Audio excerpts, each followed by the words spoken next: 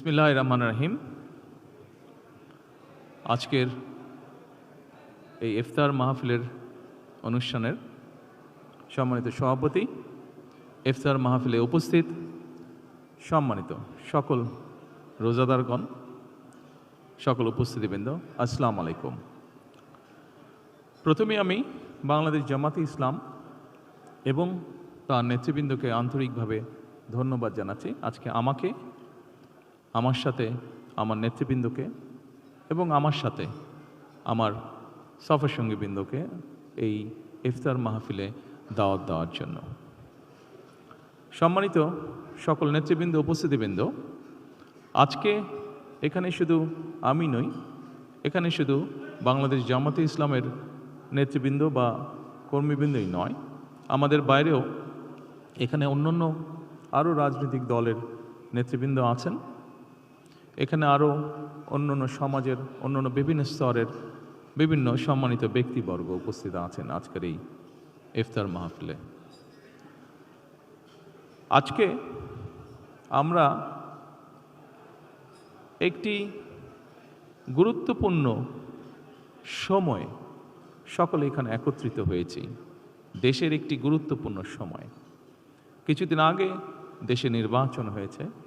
এই নির্বাচনের মাধ্যমে গণতন্ত্রের যাত্রা শুরু হয়েছে।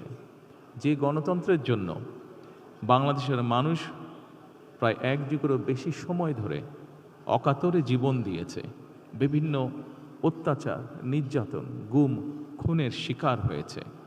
এত ত্যাগের বিনিময়ে আমরা আজকের এই গণতন্ত্রের যাত্রা, যেটি সূচনা হচ্ছে বা হয়েছে নির্বাচনের মাধ্যমে, সেটির সুযোগ পেয়েছি। এই ত্যাগের মাধ্যমে, এই আত্মত্যাগের মাধ্যমে হাজারো মানুষের অত্যাচার, লক্ষ মানুষের নির্যাতনের মাধ্যমে আমরা আমাদের বাক, ব্যক্তি স্বাধীন গণতান্ত্রিক অধিকার চর্চার সুযোগ আমরা ফিরে পেয়েছি। সেজন্যই প্রথমেই আসুন আমরা আল্লাহর দরবারে শুকরিয়া আদায় করি। সম্মানিত উপস্থিতিবৃন্দ, বাংলাদেশের মানুষ আজকে অনেক প্রত্যাশা নিয়ে, অনেক আকাঙ্ক্ষা নিয়ে, অনেক আশা নিয়ে আমাদের সকলের দিকে তাকিয়ে আছে, বিশেষ করে রাজনৈতিক দলগুলোর দিকে তাকিয়ে আছে।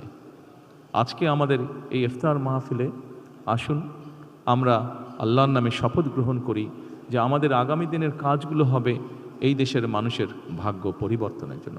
আসুন আমরা আল্লাহর দরবারে সেই রহমত চাই যার মাধ্যমে আল্লাহ আমাদেরকে এই দেশের মানুষের ভাগ্য পরিবর্তনের জন্য, এই দেশের ভাগ্য পরিবর্তনের কাজ করার তৌফিক আমাদেরকে আল্লাহ তাআলা দিবেন। পরিশেষে আমি আবারও বাংলাদেশ জামাতে ইসলাম এবং জামাতে ইসলাম নায়েবে আমির শফিক সাহেব সহ সকল নেতৃবৃন্দকে আন্তরিক ধন্যবাদ জানাচ্ছি আজকে এখানে আমাদেরকে দাওয়াত দেওয়ার জন্য। আসসালামু আলাইকুম।